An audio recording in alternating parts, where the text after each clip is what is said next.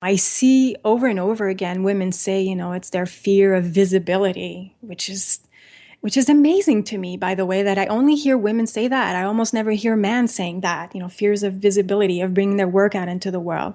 For some people, it's, procrastination. I think bottom line, it's allowing your fears to take over and thinking that you need to be fearless to get anything done, because that's not true. You could have lots of fears of something. I mean, I was certainly nervous about my conversation with you today, and I wasn't going to let that get in the way. My job is to just show up and just do my best and be in the conversation, be present. I'm not going to let my fears stop me. But I think people just get into this comfort zone where it's just easier to not really take action.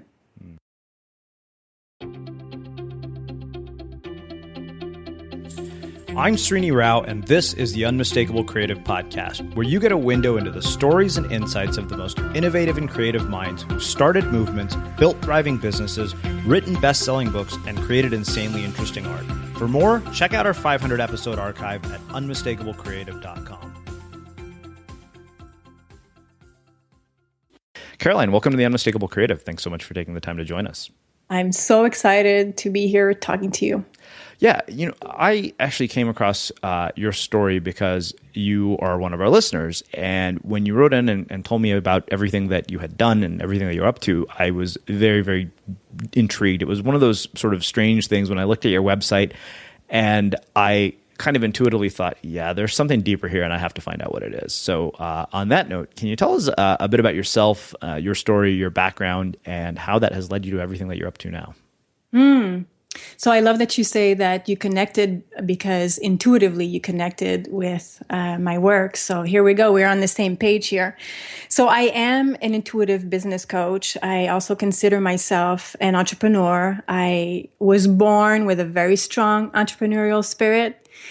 And all of my life, I followed the call of the entrepreneur. I broke all the rules, made up my own rules, created my own path. And it has led me to create several businesses, some of them that were very successful, some of them that you could say failed miserably / learned my big lessons and had to learn, what it takes to be an entrepreneur. What do you really have to bring to the plate to be successful?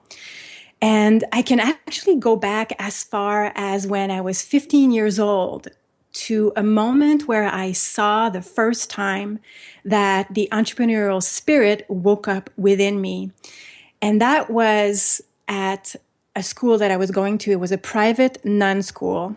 I hated it. I absolutely hated it. I hated it so much that I was always getting into trouble, really not being the best student. And one day the teachers asked us to participate in raising money for the end of the year ball and the journal. And I remember the exact moment where I just had that idea that I knew it. I was like, I'm going to organize a fashion show. I'm just going to round up all of my friends and we're going to create a fashion show. We're going to charge an entrance fee and we're going to raise money this way. And I had never done that before. I was just passionate about fashion and just went about around town and knocked on doors and asked boutiques to share the clothes. And I put together this whole big fashion show at this disco place in town. And it turned out to be really successful. And I ended up raising the most money in the school. And that moment, I realized that if I knew how to channel my passion and how to channel the inner CEO, the entrepreneurial spirit, that I would make a much better use of my time and I could even impact, my community in a positive way.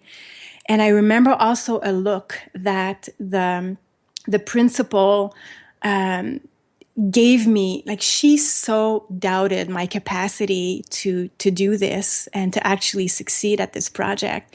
And I remember when I came back and I handed the check of the money we had made. And back then it was a lot of money for me. It was probably like $2,000. And I gave, the head nurse, the principal, the check. And I saw in her eyes that even though she couldn't stand me for all the trouble I had caused, that there might be something in me. It's as if she showed me a glimmer in her eyes, as if she could see the potential. And that was such a turning point in my life. It was the moment that my entrepreneurial spirit woke up and it put me on this path. Okay. Well, obviously, as you can imagine, that raises tons of questions. The first question I have is about that moment in particular and intuition. And why do you think it is that so many people don't do anything in moments of intuition like the one that you had?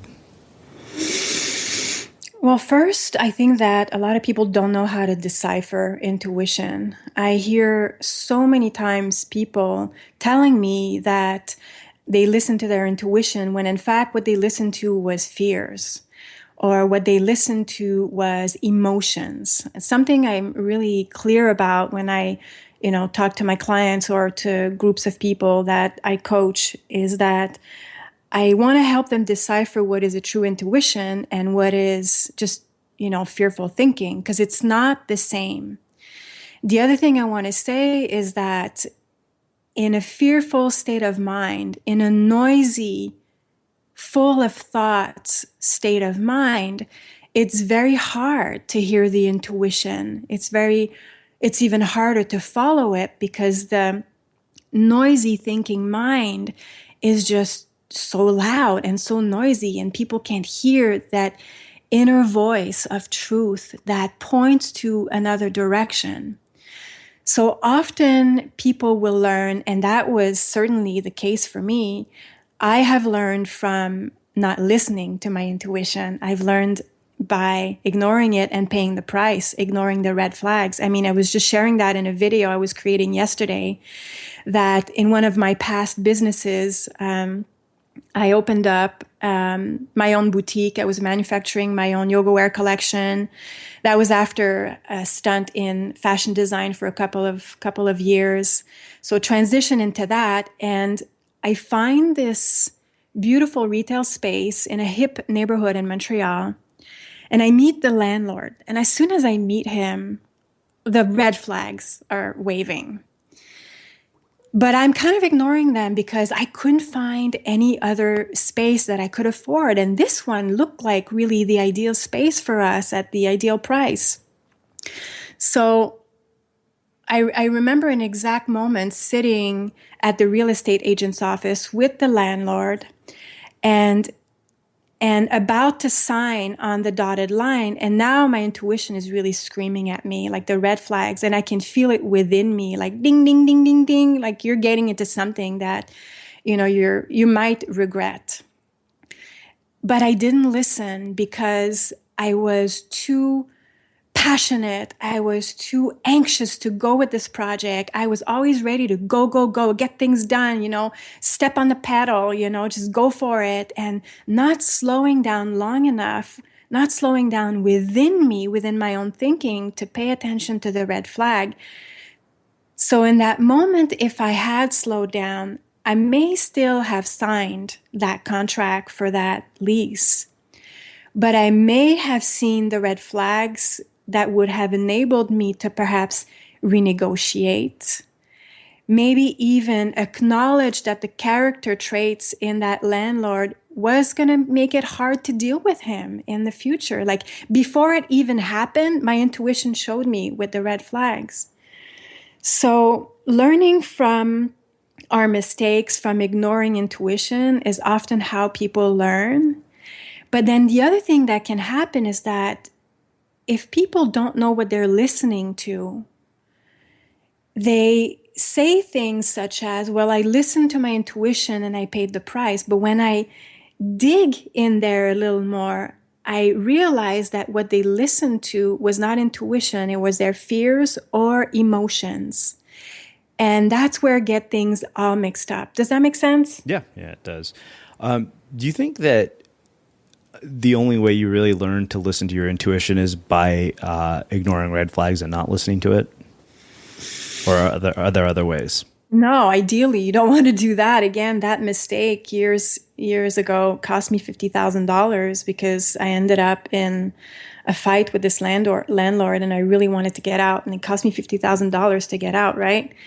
So I paid the price. I think that if people are willing to play with it and to strengthen their intuitive muscle, they can do just little exercises in their everyday life and just start to pay attention in their everyday life. I think at its core, intuition can be very organic and simple. It could be just as simple as I'm not going to write that email right now. I'm just going to step away. I'm not going to respond to this person. I'm just going to let it go for the evening. I'm going to sleep on it. It can be very, very simple, very organic.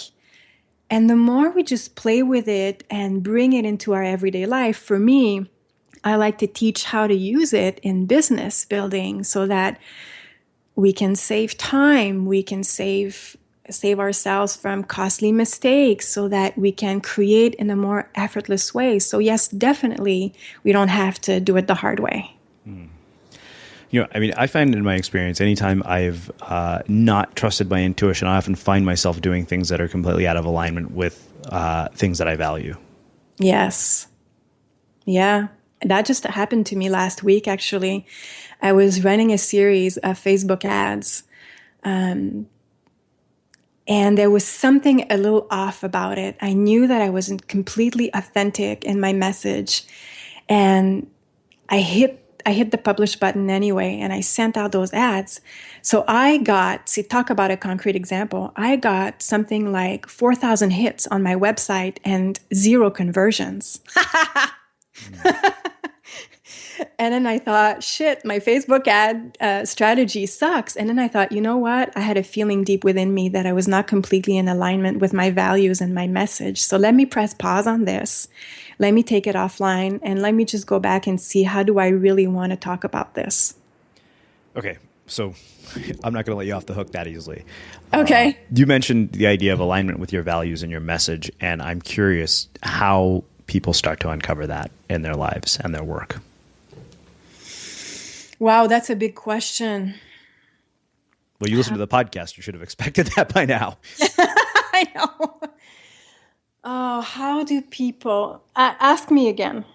How do you find alignment with your values and your message in the work that you're doing and the life that you're living? Okay, I'm going to go back to something that I said earlier. But to me, what I've come to see and learn for myself, and what is very helpful for my clients, is that we want to be mindful as to what is the information that we're paying attention to within ourselves. Are we caught up in an unhelpful state of mind, or are we willing to dig deep within ourselves, look towards our inner genius, our innate gifts? Are we willing to create the space for that creative force within us to flow? Are we willing to trust it and create from that place? So to me, I'm pointing to a place deep within ourselves. It's very different than creating from the logical mind. And I don't have any problems with, I don't want to poo-poo on the logical mind. One of my favorite quotes from Einstein is, "The logical mind should be at the service of intuition." You could also say that our logical mind should be at the service of our inner genius, our divine creative intelligence. And it's a different way to operate. It's a different place to look for information within us. So it's about learning, to me, to tap into that, what I call the inner CEO. Sometimes I call it the inner goddess, the inner genius, all the same thing. Some people are just going to call it their creativity, that energy within them, that place within them where inspiration comes from. And marketing from that place is unique. It is unmistakable. It is authentic. Writing a book from that place, how did you go about writing your book? Did you tap into that place within you? How was your process for your book? Yeah, I would say so. I mean, it was largely driven by intuition. I mean, it's interesting because it was a combination of both logic and intuition. The logical component, obviously, was the fact, the repetitive showing up every single day, Yep. putting in my reps, my 1,000 words. But what showed up was almost entirely driven by intuition and this idea that I'm just open to anything that could happen every time I approach the blank page. Yeah. Oh, so that's beautifully said. So I see this also as, showing up to life, showing up to our genius, opening up that door within, and then doing the work, taking the action, that perfect blend of inspiration and taking action, the structure of a book, which is the logical mind that comes to play, but first allowing this inspiration to flow through.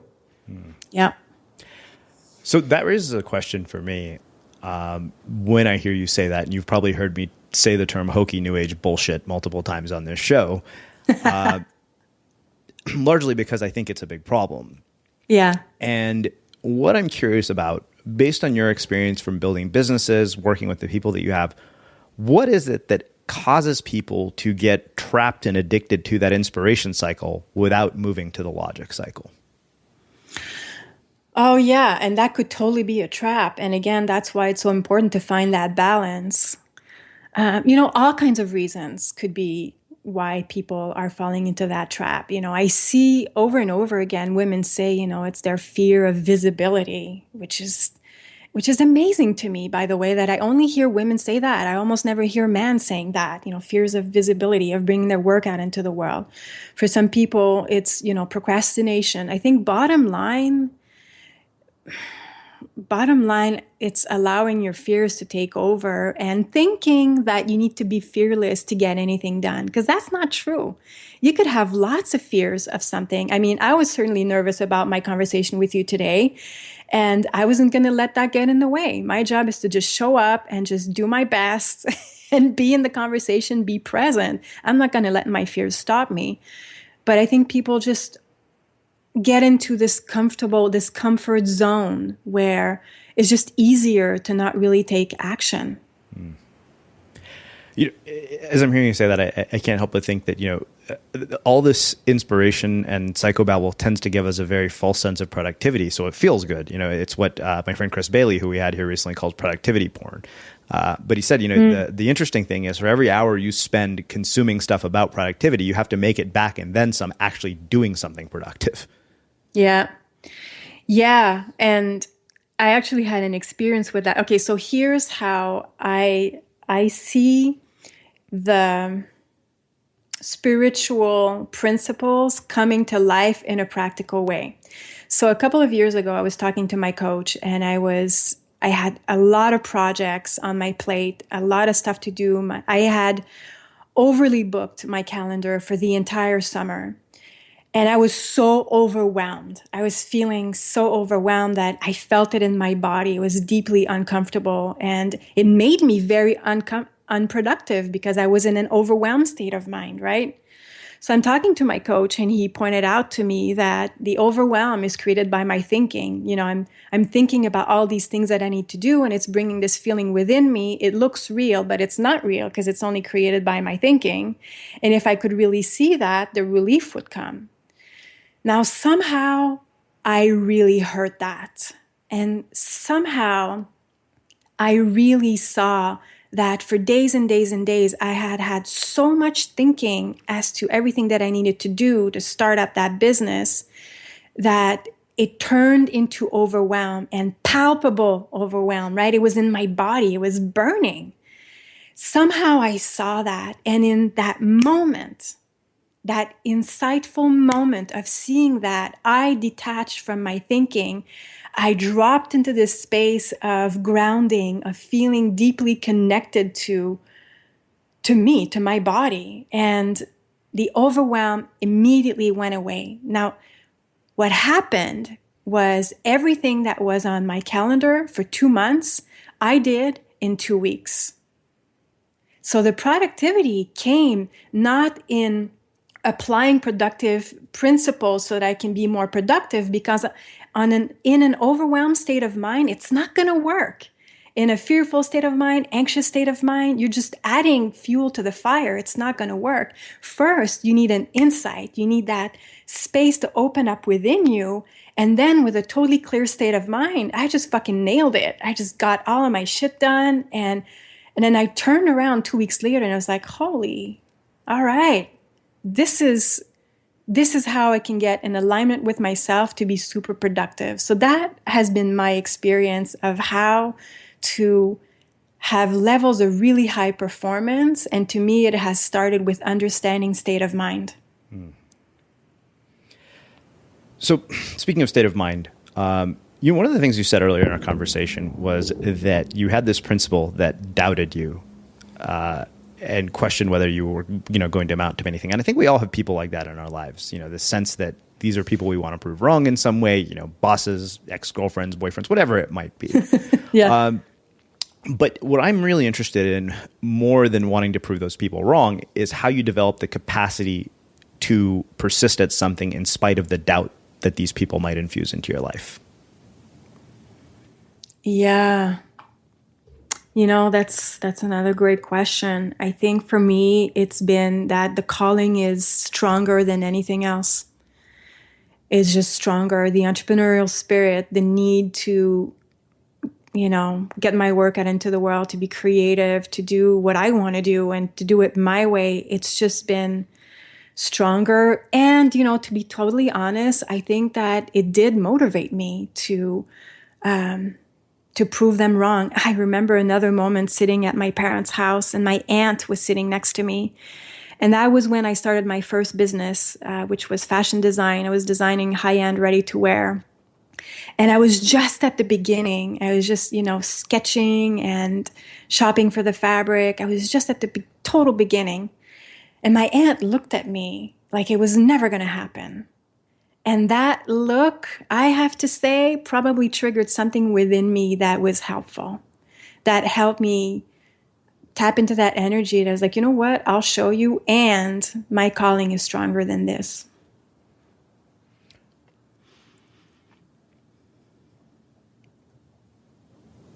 Why do you think that certain people let moments like that become ones of power and others let those become moments of weakness?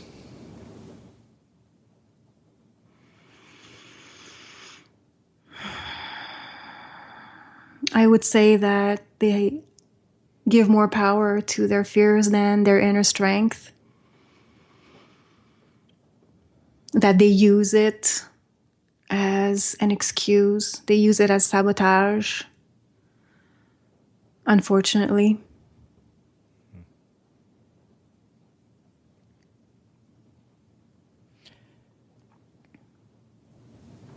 Let's do this. Let's shift gears a little bit. You've talked about the businesses that you've started, specifically in design. So I want to go in a few different directions with this. The first thing I want to ask you about is how the perspective that you brought from making things with your hands and designing things has impacted the way you do your work, the way you design businesses, and the way you design your life. Yeah, well, to me, it's all about creating a beautiful experience, to create this space where my clients are just going to feel taken care of and loved, and that the whole experience of working with me is seamless. I mean, I'm working this year on creating my first exotic retreat, and I know that it's going to be luxurious, and there's going to be these beautiful, healthy foods that we're going to eat and delicious wines. And it's all about the experience. To me, I've always been really attracted to beauty, to luxury, to the beautiful texture of a tweed that comes from Paris, to the beautiful engineering that comes with a car such as a Tesla. I just appreciate things of beauty.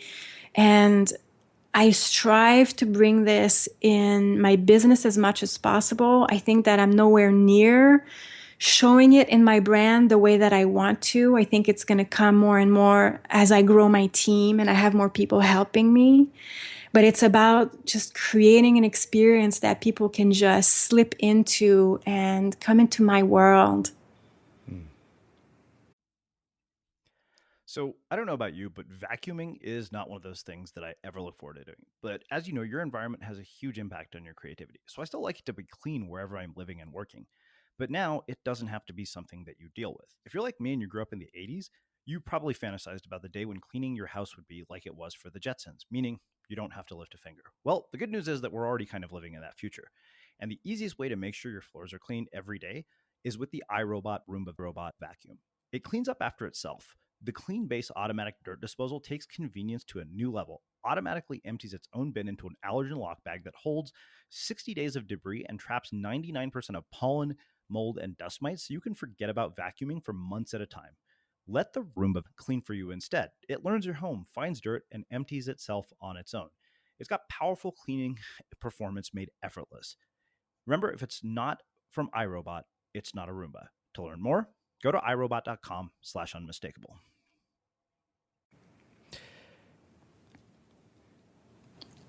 That ability to create those kinds of experiences, obviously, as you can imagine, since you've seen our website, I feel tremendously passionate about doing that in just about everything that I touch. But when I look back at it, I realize it's not something I was capable of when I started. It's something that's developed over time. And I'm really, really interested in how people can start to develop that in their lives and in their work. Well, I'm wondering if it's not a question of having that ability in the first place. I mean, I think that you can learn as much as you can to develop a quality. I would be curious to see if ultimately within you, you don't have that capacity to just to sense it, to sense the direction that you want to take in the branding, in the look of things. I think that this is probably one of your qualities, and you've learned to master it over time, as we all have to master and get better at our craft. Mm-hmm. If that's not part of someone's inner strength, then it's a good time to be really clear and honest and say, you know what, maybe I think I need to delegate the branding aspect. I mean, we certainly see it online, right? Some people taking care of their own branding, their own websites, and they could really use some professional help. Mm-hmm. And I think it goes back to one of the questions that you ask in your interviews, you know, what makes someone unmistakable? And I would say that it's the capacity for them to tap into their true essence, to unleash that genius, to embody the qualities of their inner genius and to take action on that. And I don't think we're a genius on everything. We all have our own unique genius qualities. And it's interesting because as I'm talking to you, I just had an insight, something I was thinking about this week. And I shared with my coach that I felt that I was called to come into even greater alignment with who I really am so that I can really step it up in my business this year. And I think it goes back to embodying what I'm really good at, what I'm a real genius at, and to increase that, focus on that essence, that unique essence that we have. So that actually raises a question that I've asked a handful of people about innate gifts, talent, and intelligence, and this idea of the inevitability of success.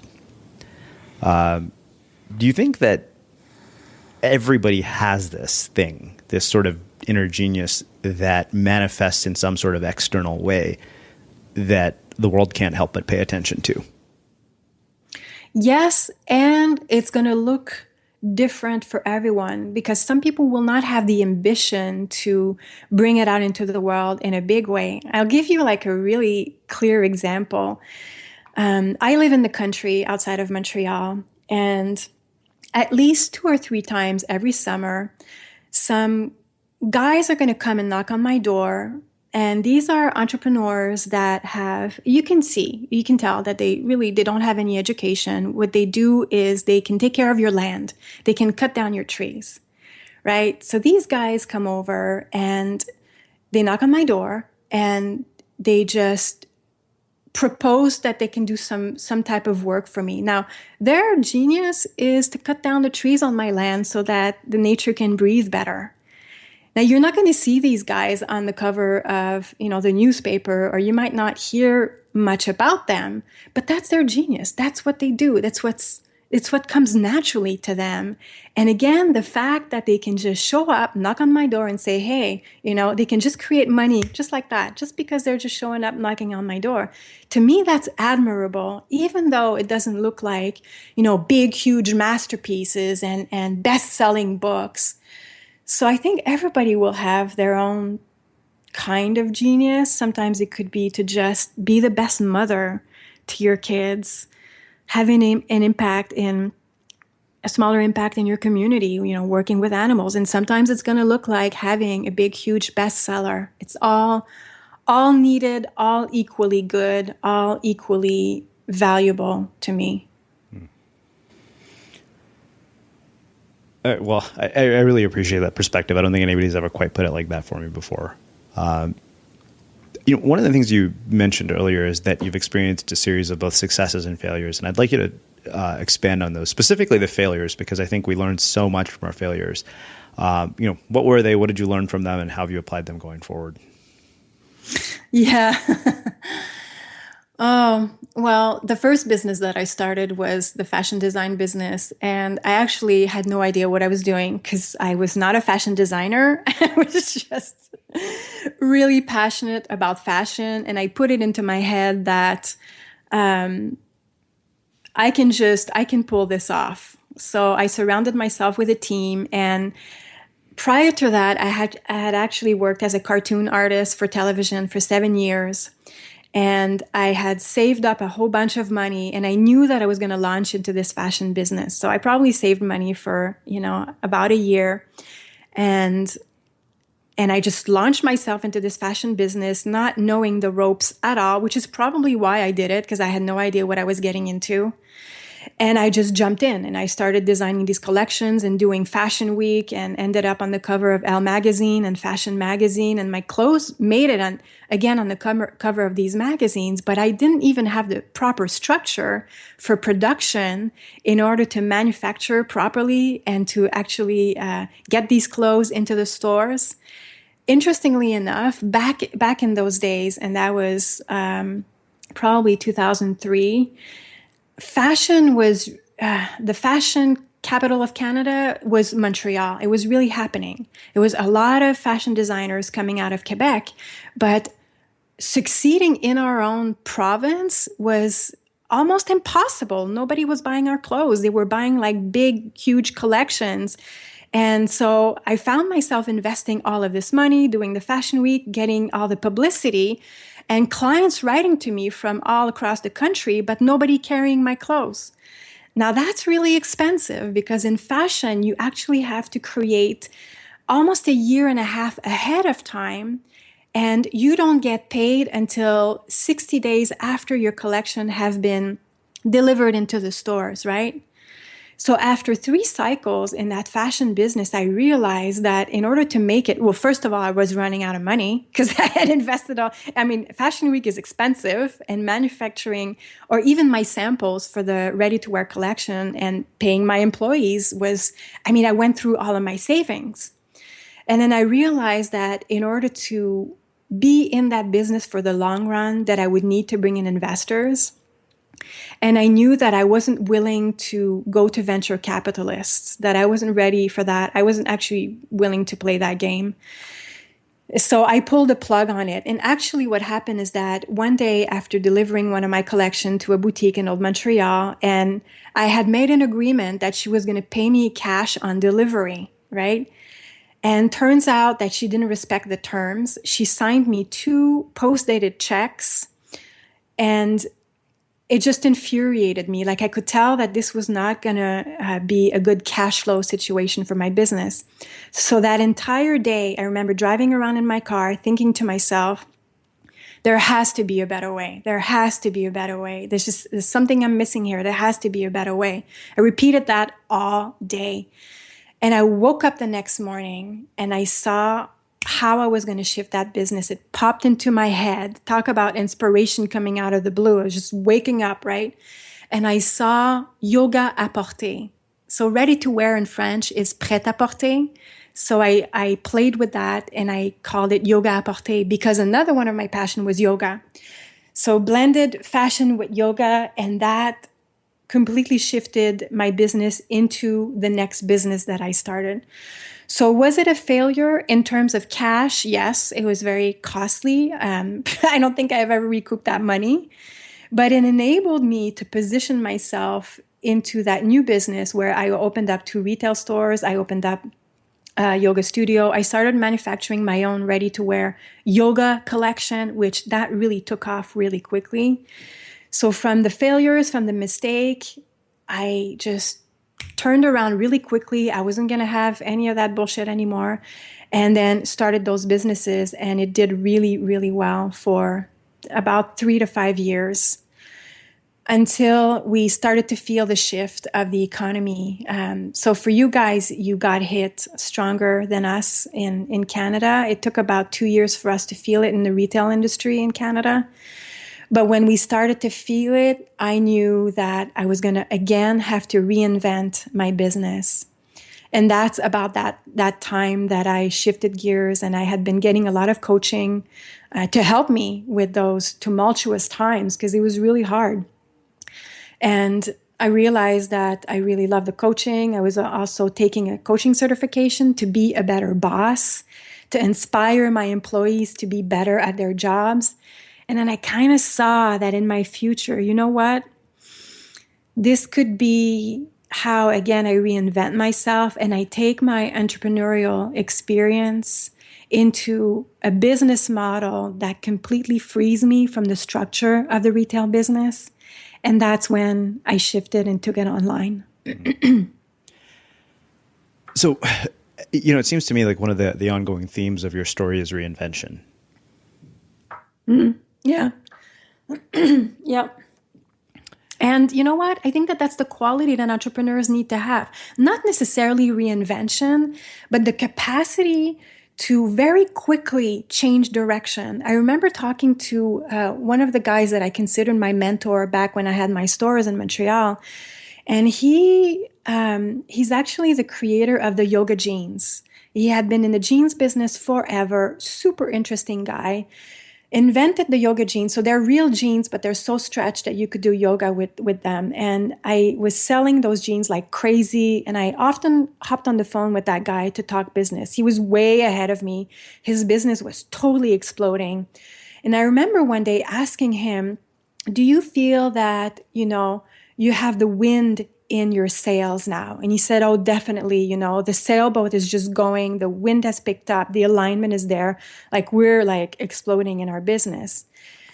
And he told me, he said, listen, I know that you're not there, you're still just a little speedboat, but here's what the advantage is when you're a small business owner and you got the entrepreneurial spirit, is that you have the capacity to change direction very quickly.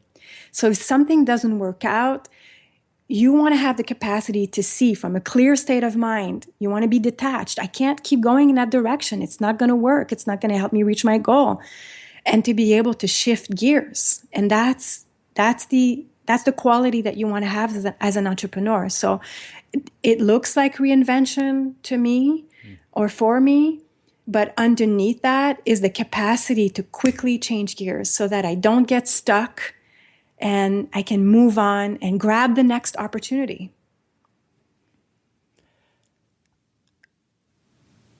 How has the experiences that you've had building all these businesses affected your relationship with money and wealth?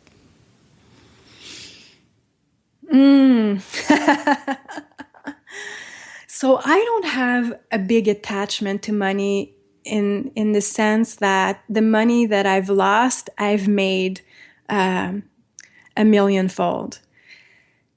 Could I be more educated about money? Yes. 2016 for me is actually about really upping my game with money. My capacity to not be attached with money and my capacity to know that within me, I have the resources to create money is how I'm able to succeed and to have a great business at this time. Can I get better at this game? Yes. I mean, I'm watching Shark Tank and Dragon's Den, one of my favorite shows. And I'm like, man, those guys, they know about money. They know about the big money. See, I don't know about that money game. The $1 billion game, I don't know about it, but I want to know about it because I see making money as a way for me to have a bigger impact in the world. And this year for me is also, I want to take my business or part of my business in a brand new direction. I want to give back to my community. I want to work with women entrepreneurs in Africa and teach them how to awaken their inner CEO so that they can be confident that they can build a business that'll bring money. That's going to be my way of giving back. You know, everybody's talking about, pencils of promises and building schools, which is amazing. But how about educating those women that have the entrepreneurial spirit, but don't have the means to hire me as a coach or to be part of a high-level mastermind, right? And giving back to them. So the more my business can make money, the more I can educate myself and empower myself, the more I can take a large portion of my time and invest in their success. And I'm so excited about that next phase of my business. So I want to finish with one final area, which is really kind of what got my attention about your work. And it was this idea of awakening your inner CEO. I'd like to do a deep dive into that, define it for people, and then talk about how would they awaken their inner CEO and what's involved. Well, I have a better idea. Would you like to do like a quick exercise so that I can take you and your listeners so that they can experience this firsthand? Sure. All right. So close your eyes and just taking a moment to breathe deeply.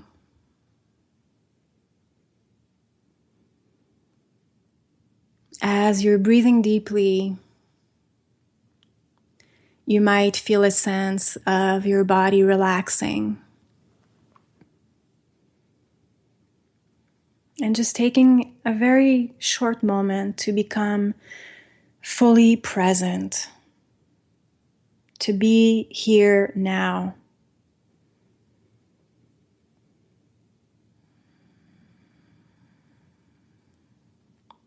And you can use your breath to imagine that you can travel deep inside of yourself. I want you to imagine that you can bring your consciousness, your attention away from your head, away from the thinking mind, and dropping your attention, your consciousness deep within yourself.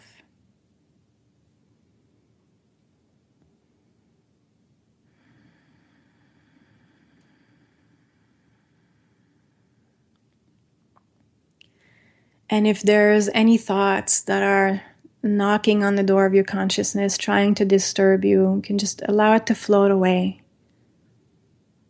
Not doing anything about these thoughts. We're just ignoring them. We're breathing deeply, and we're becoming fully present.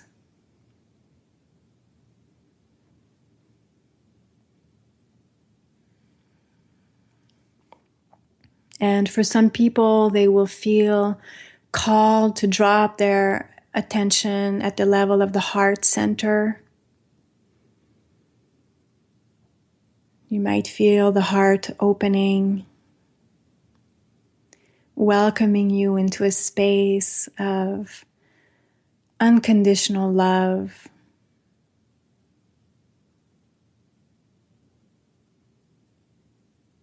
peacefulness, serenity.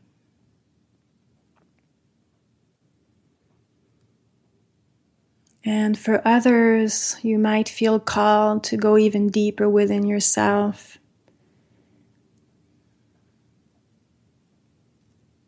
Whatever space you're dropping into, know that this is the perfect space.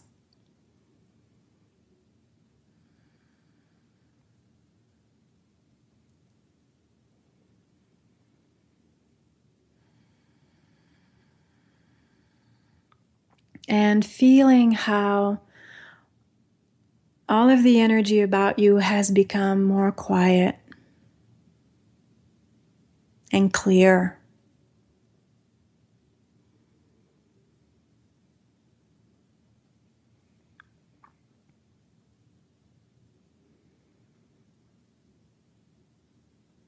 And from that place of clarity, that place of inner knowing, I want you to ask your inner CEO, what is one quality that you need to embody at this time in order to create more effortlessly in your life or in your business?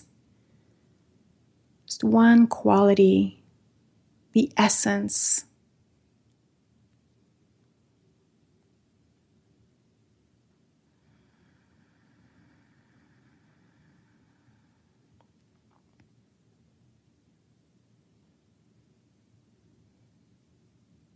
And just opening up to receive whatever you are seeing or feeling or sensing.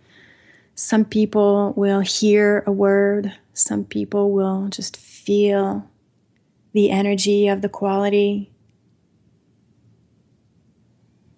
Some people will just know it. Trusting that, not trying to analyze why, not trying to figure out why, just receiving.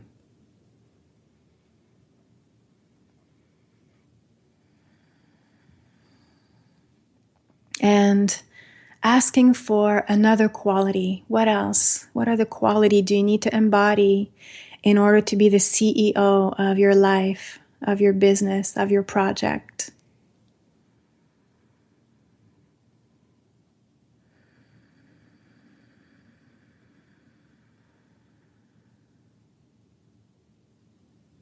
And trusting that,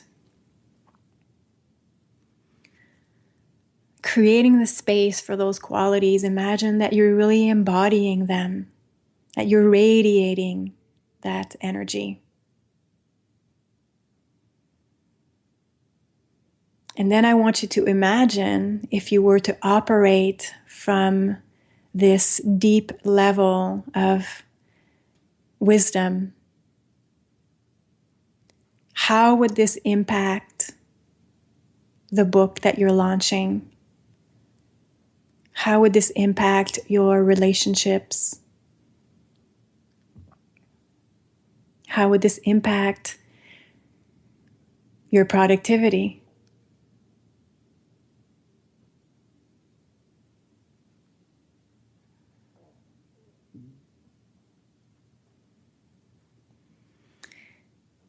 And when you're ready,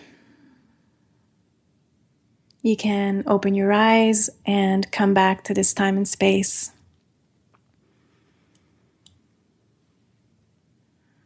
How does that feel? Interesting.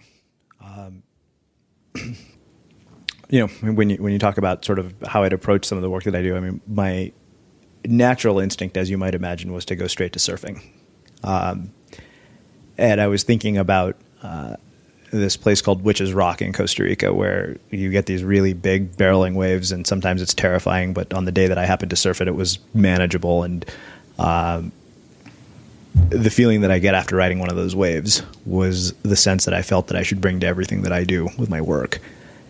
And it goes from being, this thing where it's from a place of force to a place of sort of fluency and flow. Just a lot. Almost like you don't like action and awareness merge, if that makes any sense. Absolutely. Yeah.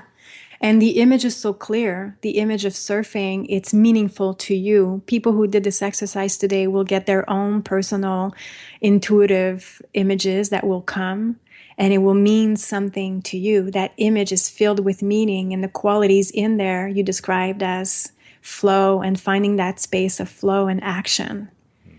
And there you have it. It's as simple as that. That's how you embody your inner CEO. You consult with it. You ask it for what it can suggest as to what is the best course of action for you. Often, you won't even be surprised. It's going to feel natural to you. And that's how simple it is. That genius, that inner CEO, that place within us, it's always there. We just stop listening to it because we buy into all kinds of thinking, right?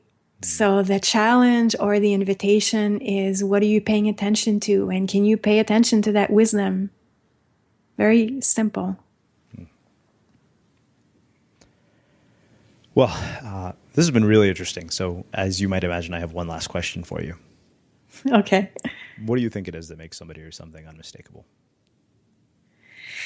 Okay, so I touched upon that a little earlier, but I'm going to say something else. And I'm going to give you as an example, because that's what popped into my mind earlier, the art on your website and who you are. And its presence. You know, I told you earlier that I think that your gift is the way that you show up and this presence that you're bringing that is creating the space for deep, meaningful conversation. And that is the true essence of who you are. And that is unmistakable. Hey, Caroline, I think I lost you. Oh, did you? Hello. Hi. Okay, you know what? Answer the question again. I'll go back and edit this. Okay. So I'm going to give you as an example, because as I told you earlier, I was saying that I think that what you bring to these conversations is the true essence of who you are.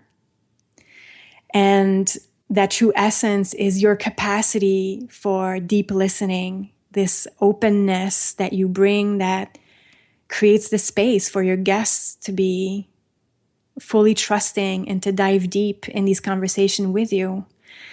So that true essence of who you are that you bring to these conversations, that to me is unmistakable. Well, this has been really, really interesting and different than I thought it was going to be. And I really appreciate you taking the time to join us and share your insights and your story with our listeners. Oh, it was my pleasure. And you're such a great sport to jump in and do this exercise with me. And for everybody listening, we will wrap the show with that. Next time on The Unmistakable Creative. You know, there's probably something else that you can do or teach or share, some deeper message. And let's figure out what that is. And let's put out the agenda, right? The agenda is like consensus is overrated. Here's what I believe in. Come and join me if you agree with this or you like these values. Like we need you. So I think that's really important. Message and agenda and curation, I guess, is the expression of that. Curation is how do we share that? What are the strategies? What are the mediums? Like, you know, and who are the speakers? Who are the voices? How are we going to get this message or agenda out to the world? And then magic is the part that's, you can't really control it. Like there's no magic button, unfortunately. I mean, Staples maybe has that, you know, you press the thing. But magic is like this element where if you do everything right and you do allow for enough, you know, organic change to influence the process as well, I guess you're always hoping that the magic is going to come in. And sometimes it does, and sometimes it doesn't. But when it does, it makes whatever it is that you are creating so much better. Chris Guillebeau joins us to talk about the psychology of creating movements, the mindset required for massive goals, and his new book, Born for This.